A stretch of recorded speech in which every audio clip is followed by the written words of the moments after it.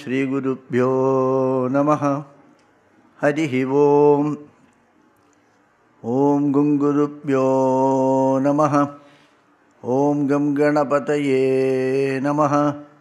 ओम ऐं सरस्वत्यै नमः।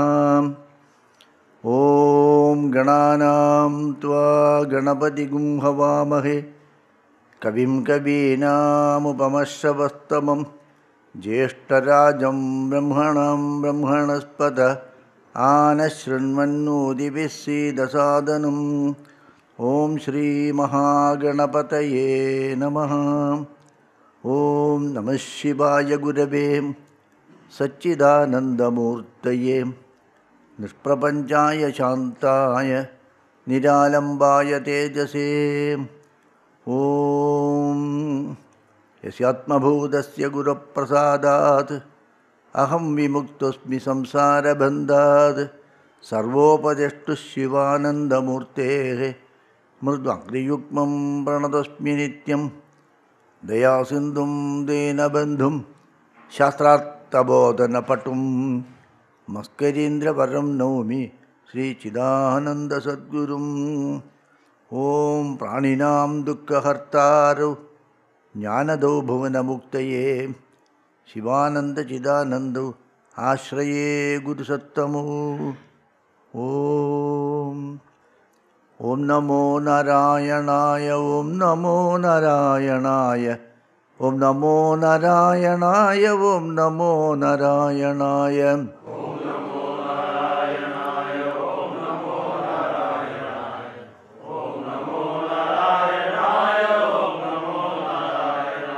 ओम नमो नारायणाय ओम नमो नारायणाय ओम नमो नारायणाय ओम नमो नारायणाय।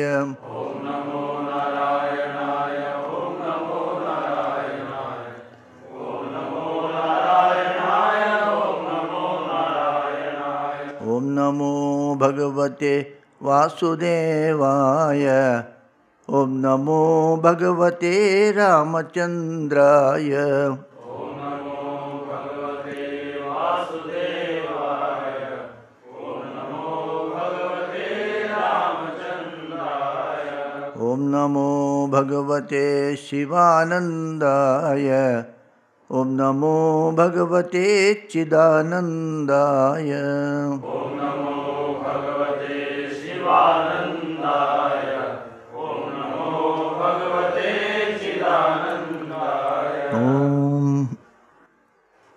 Patanjali has spoken about the Samadhipada. In the second chapter, he speaks about how to attain that Samadhi by practicing certain things which we call it as sadhana. To achieve that goal, what you have to do, that is what is called sadhana, sadhya vastu. To achieve that sadhya, what we have to do, that is sadhana. In the sadhana pada, he says, initially you start with tapaswadhyaya ishvara pranidhanani. You start with tapasya, austerities, study of scriptures to understand what is the goal of life and to control your self, to your mind. You practice tapasya and also seek the support from up above, Ishvara Pranidhana. Then he says, the more you become pure, it will be easy for you to achieve the goal.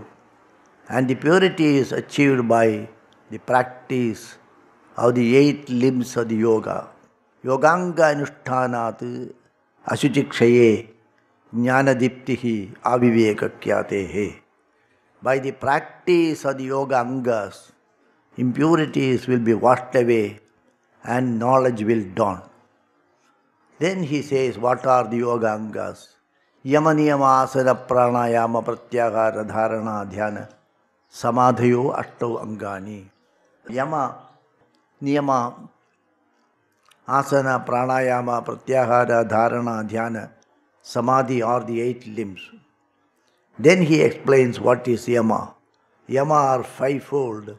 Ahimsa satyamasteyam brahmacharyam aparigraha yamaha. Non-injury, not hurting anyone, truthfulness, not stealing, celibacy, purity, and not hoarding constitute the yamas. And these have to be observed by all people at all times. And this vow everyone has to take. Ete jati deshakala samaya anavachinnaha sarvabhaumaha mahavrataha. Sarvabhaumaha, it is applicable to one and all. It is a universal law and has to be practiced by everyone so that they can be peaceful with themselves. And then he explains the yama one by one. You know what is this yamas. I don't think you need an explanation because you don't want anybody else to do that to you. So as you practice this, so you want others should not do this to you, so you don't do that to them. And as you practice this, I give you the scale, you measure how far you are successful.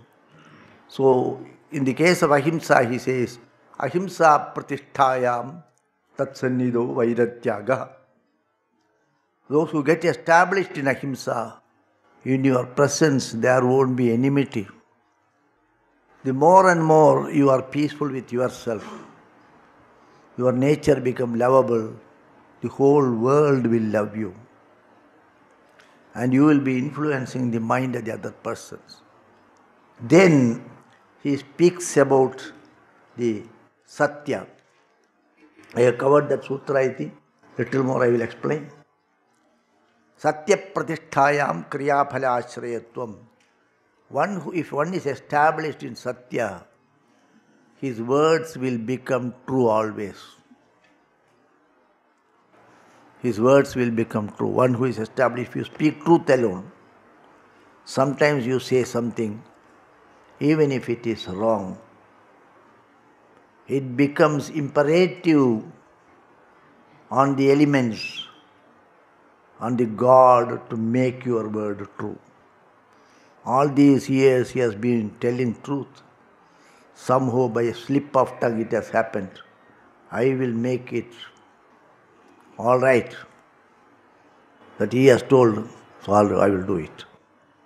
Normally I don't do that, but my master has told that I will do it, so I will do it. So kriya phala ashrayatvam.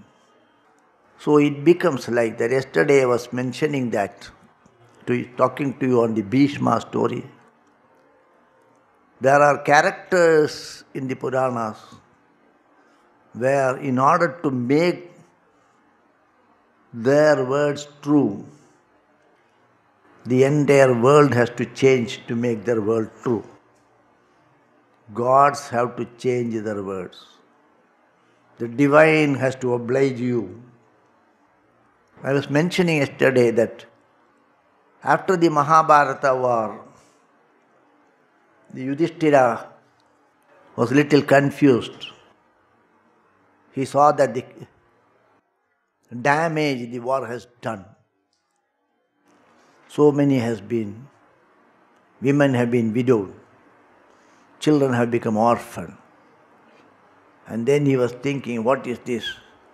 I am responsible for all these things. After this First World War and the Second World War, these thoughts arose in the mind of some of the intellectuals, some of the peace lovers in the West and in the East also. During the First and the Second World War, the Germans looted all the neighboring countries, killed many, abused the women, and did so much of atrocities. And then some people thought, is it necessary? Why not we live in peace? Why should we fight with each other? Is there not a possibility to settle the disputes by peaceful means, whether war is required, whether the war is not, the fight is not is not there in the psychic of that person. One person who has got all the powers, he is psychologically sick and he makes the whole world responsible for that. Why not we have peace? That led to the formation of the United Nations. This thought was there in India 5,000, maybe 5,000 years before. The first thought that came in the mind of Yudhishthira, this was the thought after the war. Is it right to have killed all these people, whatever be the reason? We were responsible, I am responsible as a king, I am responsible for this much damage. Am I right? So this thought came in his mind and he was disturbed. Then people counseled. Those counseling were not effective on him. Later on, Sri Krishna tells him that of all the people who know the law, who know dharma, Bhishma is the best. And he has not breathed his last even now. He is there on the arrow bed. And he will be able to throw light on this. Those who speak of sublime ideas, they cannot be comfortable. They have to be in the arrow bed only. To speak about something sublime, if you have to really speak, then you have to undergo that torture also. You have to control yourself. You have to peel your skin to understand the reality. It is easy to say, don't hurt anybody, love God, etc. But to love God is not that easy. You have to throw away all other love.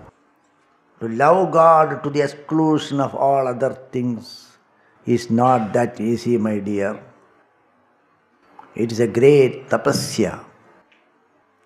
It is lying on the bed of arrows. To speak about peace is not that easy. Amidst all these turbulence, you have to keep your mind peaceful. It is a tapasya. To be angry with you is easy. I can give vent to my emotions. To keep my emotions down is not that easy. It is a tapasya. To walk to Badrinath is easy. But when the anger comes, to control it is not that easy. When there is a tendency to hoard something is there in the mind, to give it away is not that easy. When there is a tendency to hate a person, to say him a word of love is not easy. You can do a parachute jumping, but this is not easy. You can do Shalabhasana, but this Shalabhasana is not that easy. You can go up to that. This Shirasasana is very difficult. So they go to that great person who is on that arrow beds. Then bare insult, bare injury, Gurudev says.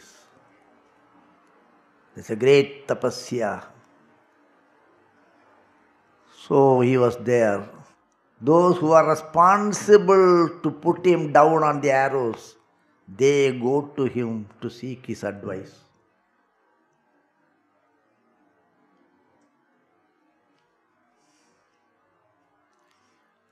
Then he says, oh, wonderful, you have come here. He wanted to be here.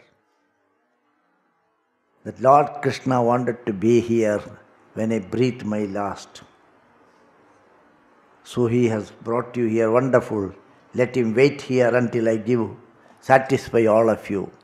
And then he clears all their doubts. After that, the time has come for him to breathe last. So he closes his eyes and meditates on Sri Krishna. He closes his eyes and meditates on Sri Krishna. Sri Krishna is standing in front of him. He did not meditate in that form. He meditates, closes his eyes and visualizes Lord Krishna sitting on the chariot of Arjuna as Partha Sarathi. Partha means Arjuna, Sarathi means driver. So he contemplates on the form of Sri Krishna who is sitting on the chariot of Arjuna and driving his chariot. And also there was a time when Arjuna had a duel with Bhishma. Both are face to face fighting with each other. Then Bhishma, as a great warrior, gives a warning, hey, you are no match, go away from here. You are no match to me. Don't try to do adventures here, you go away. He gives a warning. The warning is given in the form of breaking his flag mast. The chariot has got a flag. He sends an arrow and breaks his flag mast. Gives a warning, you are no match to me, go away. Still Arjuna stands. Then the next warning is, he has to make him immobile. He should not be able to move. In order to make him immobile, he has to silence that driver of that chariot. He has to see that the chariot driver is eliminated. He cannot drive and fight. Two things he cannot do. Somebody drives and he will fight. So he has a fight directly with us, Sri Krishna. He sends his arrows towards Sri Krishna, and Sri Krishna's armors were broken. And then the arrows hit here, and he starts bleeding. Sri Krishna is bleeding. So he meditates on that form of Sri Krishna who was hit by his arrows and who is bleeding. What a paradox. Yuditiraga vidumra vishwak kachalulita shramavaarya langridasye mama nishidasharehi vividyamana tvachivilasat kavache astu Krishna atma. Let my mind settle on that Sri Krishna who is in the war field, Yudhi. Yudhi means the war field, Yuddha Ranga. Yudhi. In the war field, Yudhi Tvaraga Rajo Vidumra Vishka. Tvaraga means horses. The horses are running hither and thither. Arjuna, Sri Krishna is driving the horses. They run hither and thither. They gallop. And the dust comes. And Sri Krishna is tired driving the chariot. Yudhi Tvaragarjo Vidumbra Vishwak Kajalulita Shramavarya Alankridasye. His hairs were flowing in all directions. Shramavari. Shrama means tiredness. When you become tired, then vari comes, water comes here. Perspiration. There is perspiration on his face. Like pearls, there are perspirations are there. In those pearls, these dust and go and settle. So his face is beautiful looking, with flowing hairs, perspiration all over his forehead, and the dust particles setting on that. Pearls of perspiration. And Mama Nishita Sharehi, my sharp arrows go, hit at his chest, and break his armor, and then he starts bleeding. I meditate on that.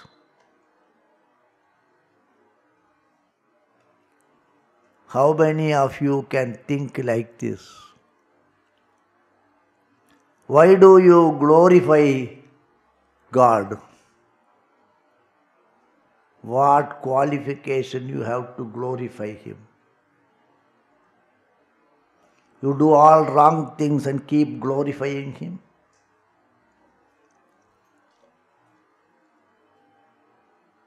Why do you glorify? Just out of fear. To cover up all your blemishes. Why don't you kick Him?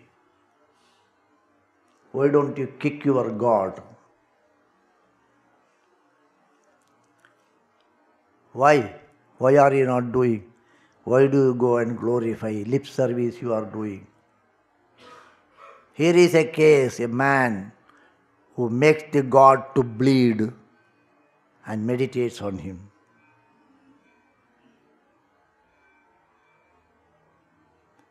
I am not telling you a story of my own. It is there in the books you see. No Kathakar will tell you these things. They cannot understand. It is a tapasya. While you make him bleed, you can glorify him. That is the glorification. You also bleed to make him bleed. So why he meditated on that? Because that was the occasion Krishna made his words true. Yesterday I told you that Sri Krishna made a statement, a promise that I will not lift weapons in the war. In the fit of anger, when Duryodhana came and told that Sri Krishna told like this, I opted for his army. Bhishma felt so sad. What a fool you are. You have opted for the army. And he has deluded you. In his anger he says, I will make him to lift arms. I will see that he takes arms in his hand. So then Sri Krishna thought, there is my promise, I will not lift arms. There is his promise. He said, I will make Krishna to lift arms, which should go true. Then he thought, it is better people call me a liar. Let him be glorified. So when he started bleeding, when Krishna was hit by that arrows and he was pained, he jumps out of the chariot and takes a weapon and goes towards Bhishma to kill him. Then he says, Swadigamam apakaya matpratignyam rutamatikar avapluto ratastaha. Swanigamam apahaya. Setting aside his own words. Swanigamam apahaya matpratignyam rutamatikar. In order to make my words more true. Avapluto ratastaha. He jumped out of that chariot. On that Krishna, my mind is settled. One who has made my words true, setting aside his own glory, let my mind settle on him. So even the gods have to oblige if you are leading a good life. You need not go and beg before gods. There is no need to go and beg before him. You can command him, I have glorified thee, now you glorify me. See, the tapasya. There is another story also which says that Prahlada, when his father asked him, where is your Narayana? Is he there in this pillar? Then he says, yes. Satyam vidhatum nijabritya bhashitam. In order to make his words of his devotee true, he had to appear there. He could have appeared from behind. Why should he appear from there itself? So the more you get established in truth, automatically all your words become true. People come and ask us, Swamiji, bless us. Don't worry, God will help you. If I have to say that, I should have that capacity. I should have that nigraha, anugraha shakti. When I say you become a stone, you should become a stone. When I say that you become all right, you should become all right. And that my word should become true also. The meaning should go behind the word. Whatever I say, nothing under this sun should stop it. It should become true. The rishis, the saints have that nigraha, anugraha. Bless, they can bless. How can they bless? When they say a word, it has to become true. When you think something, it should happen. So the more you are truthful, automatically these things are arranged. These are not stories, these are truths. Even today it will happen. But you should not experiment on that. It happens. One more interesting social story. What so far I have shared with you based on scriptures. Now there is a social story. How far it is true, I do not know, but it is a story. It conveys the message, powerful message.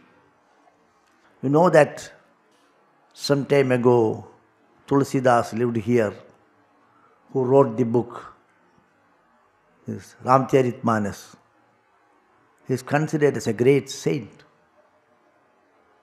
And people used to say that he used to communicate, he used to talk to Sri Ramachandra. There is a story, Karna Parampara they call it as. People have come by tradition. And in his house there was a lady, a maid servant. She was married for 10 years and she had no children, no progeny. So she wanted child. She went and consulted so many people. One astrologer told that in your horoscope there is so much of papa, sin. You will not have progeny for the next 7 generations. She became very sad. Then someone told her, why do you believe that astrologer? You are working with Tulsidas. He talks to God every day. You ask him whether it is correct. To find out and tell you. So she goes to Tulsidas, prostrates. Yes, what can I do, you, my child? Then she tells the story, I don't have a progeny, I don't have a child. I want a child. And they say that my previous life is so bad that I cannot have a child for the next 7 generations. Is it true? Can you find out? I will find out. Then that day he talks to God. Ramchandra says, my servant maid says like this. Is it so? Ramchandra said, yes, that is very correct. She cannot have child for next 7 generations. So next day, Tulsidas calls her and tells, my child, it is your fate. Bhagavan tells like that, you cannot have a child for next 7 generations. She became very sad and she decided to end her life. She was running towards a river to jump. At that time, one Baba was going, Avadhuta Mahatma. He saw her running towards the Ganga to die. He pulled her. Hey, what are you doing? It's a precious life. Why do you waste it? Then she weeps. Why are you weeping? Tell me. I will find some solution to you. Then she says, you cannot find some solution to my problem. What is the problem? Let me find out. There may be a solution. I may give you some solution. Don't worry. Then she tells, I cannot have child for 7 generations. Don't worry, you will have, he said. How can you say this like this, Baba? Tulsidas has told me. He has directly talked to Ramachandra and Ramachandra told me like that. What Ramachandra and what Tulsidas, you don't worry, I tell you, you will have 3 children. Don't worry. Is it true? It will become true. You just take it, my words. I bless you. You will have 3 children. The first child you will have in another 1 year, don't worry. Afterwards another one, afterwards another one. But do me one favor. Yes, Maharaj. You go to Tulsidas after the 3rd child is born. And then tell him, by your grace, by your blessing, I got these 3 children. Okay, she said. And it happened exactly as he has told. The first child was born, second child was born, third child born. Then she goes with fruits, sweets, etc. to Tulsidas and tells him, Maharaj, with your blessings I got these 3 children. Then he thought, how come this girl, this lady got 3 children? Bhagavan directly told me she cannot have 3 children. What is this? What people will think about me? Then that night he again talks to Bhagavan. Bhagavan, you told me like that, she comes with 3 children. What can I do, my dear? You asked me what is her status. I told her your status quo. That fellow did not ask me. He just declared it will happen like this. I had the botheration, I have to make his words true. So she got like that. If you had also blessed her, I would have obliged you. You just asked me what is the position. This is the position I told you. The other possibility you did not ask. Satyam vidhatum nijabritya bhashidam. If you say something, it will become true. If you wish something, it will become true. If you don't entertain too many thoughts, too many desires, whatever desire comes in your mind, it will be fulfilled. Avapta samasta kamaha. Satya sankalpaha. Whatever thoughts that comes in your mind will become true. Satya pratisthayam kriya phala ashrayatvam. Then Patanjali goes to the 3rd one. Asteya pratisthayam sarvaratta upasthanam. Asteya pratisthayam sarvaratta upasthanam. If you don't covet anything, then automatically your desires will fulfill. Some thought comes, this is I want, it will be fulfilled. You go to a forest where there is no water, suddenly you feel thirsty. So where to get water? You think somebody will come and give you water, or you will find a well. The thought that comes in your mind will be immediately fulfilled. Whatever your needs are taken care of. Astheya pratisthayam sarvaratnopasthanam. The meaning is actually, you will find, the normal meaning is, you will be able to know where the mines are, where gold is lying, where nidhi is there. It does not mean that way. It means the moment that avapta samasta kamaha, they call it as, whatever that desire comes, sankalpa comes in your mind, you don't hold anything. Your needs are taken care of. Automatically it is taken care of. You need not worry. When the child is hungry, it makes some sound. The mother comes and feeds. The child never hoards anything. If it is excess, it will throw away. It will not keep it for tomorrow. As you grow, you will keep it for tomorrow. Somebody will steal it.